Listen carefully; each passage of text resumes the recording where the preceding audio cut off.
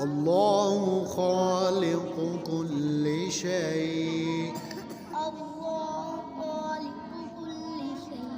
وهو على كل شيء وكيل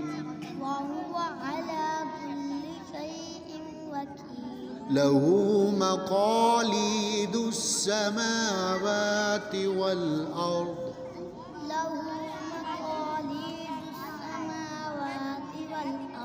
والذين كفروا بآيات الله